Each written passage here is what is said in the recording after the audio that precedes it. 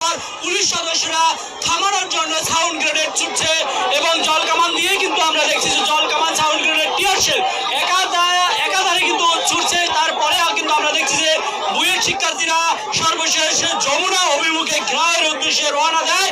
তারপরে কিন্তু দেখছি যে জল কামান দিয়ে কন্টিনেন্টালের সামনে যমুনার অভিমুখে কন্টিনেন্টালের সামনে থেকে পুলিশ সদস্যরা জল কামান দিয়ে এবং সাউন্ড গ্রেনেড টিয়ার শেল দিয়ে তাদেরকে শাহবাগে কিন্তু তাড়িয়ে দিচ্ছিল এবং পরবর্তীতে আবার একটু যদি পুলিশ সদস্যরা থেমেছে তারপরে আবার শিক্ষার্থীরা এসে কন্টিনেন্টালের সামনে এসে কিন্তু অবস্থান নিচ্ছে। সেই দৃশ্যই আপনারা দেখতে পাচ্ছেন দর্শক। এবং এই মুহূর্তে আমরা দেখছি যে পুলিশ সদস্যদের সাথে বাকবিতণ্ডা